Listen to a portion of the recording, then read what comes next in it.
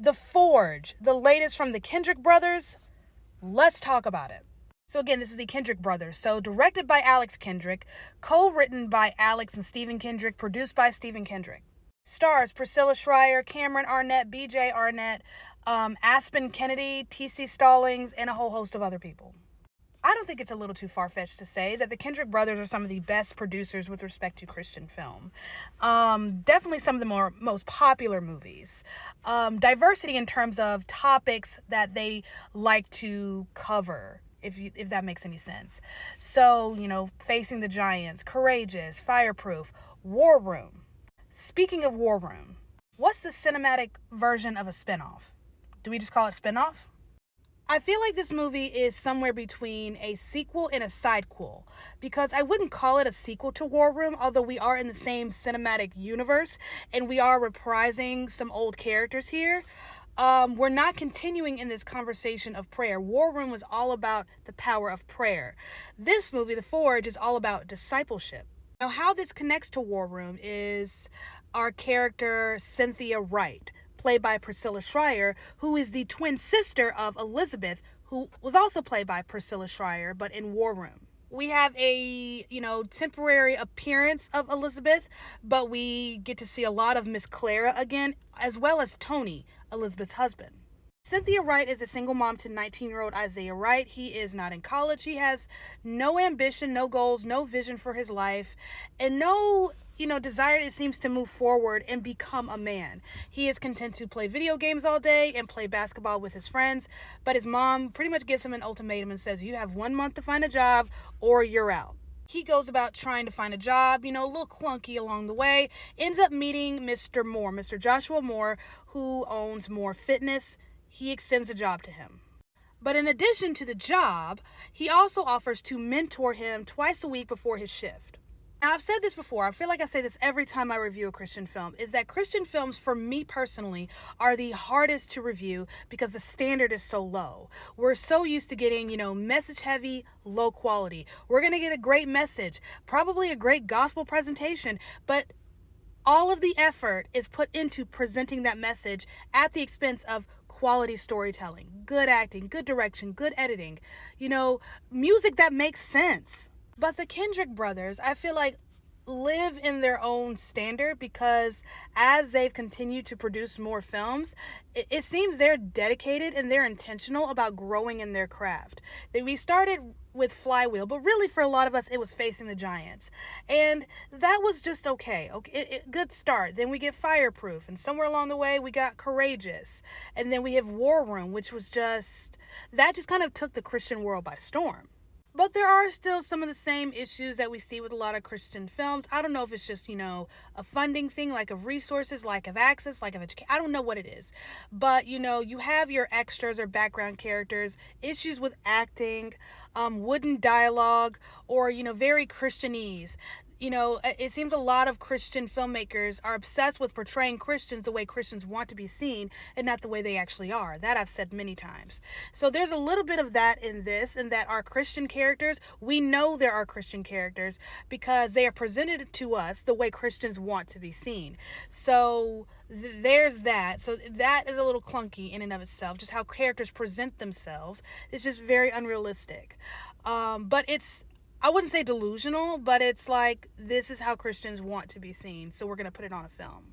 And also there's issues with exposition in a lot of Christian movies. It's almost like they don't know how to begin.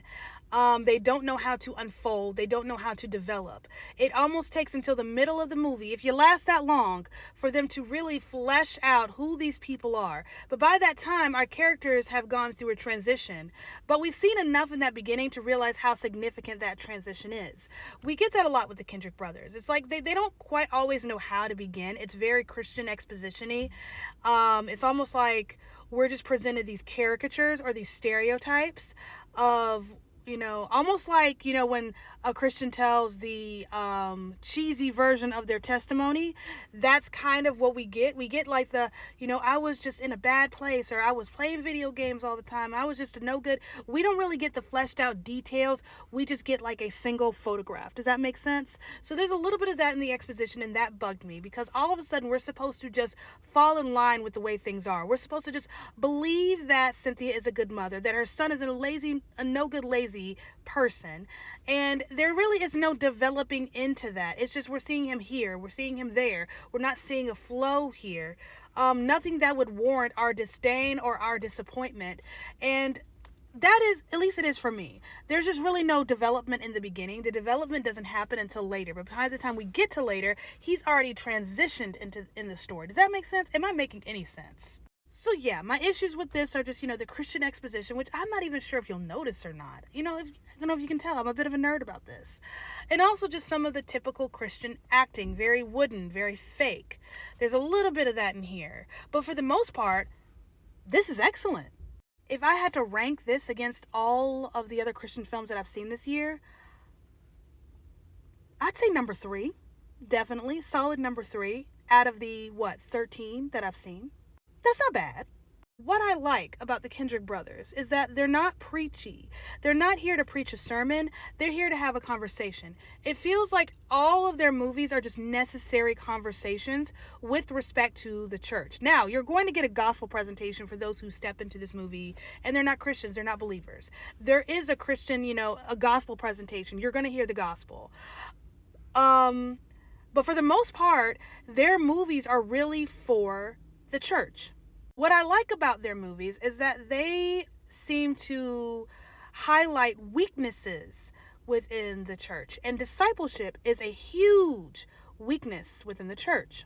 Discipleship, mentorship in general, is definitely lacking in the current church. Whether you're a small church or a big church, it's definitely a huge problem. And part of that is because churches don't prioritize evangelism.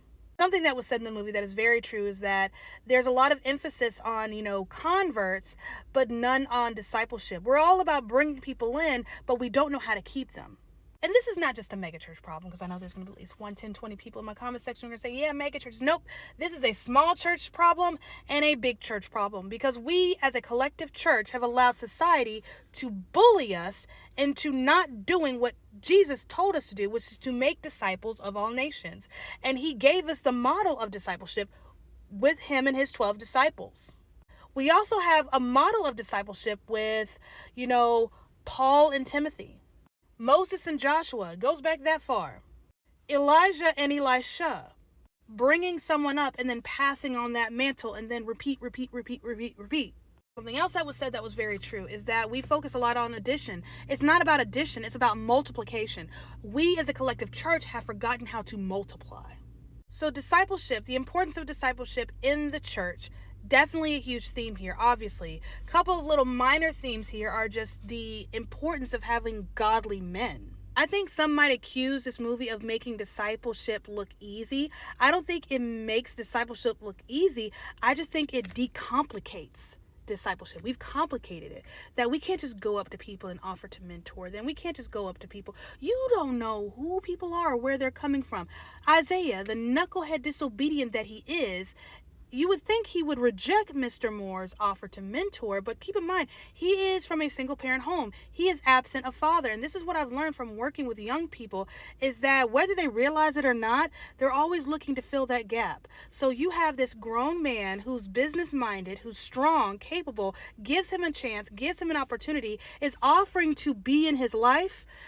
A young man in that position is going to say yes and probably not even know why. Faith and obedience, it's not complicated. Scary, yes. Complicated, absolutely not. What I also love about the Kendrick Brothers is they have a way within their films, without being preachy or preaching a sermon, they have a way of explaining certain concepts, biblical concepts, that can be a little bit complicated by giving us a nice little visual. Taking up your cross. What does that even mean? We get a nice little visual of what that looks like. But yeah, I think it's a nice, solid little movie. It has an objective, it has a goal, and I feel like it accomplishes that goal. This is not so much to preach a sermon, but to initiate a conversation that needs to be had. We're missing discipleship in the church. Long story short, if you're familiar with the Kendrick Brothers, you know what this is. You know what you're getting. You're not going to be disappointed.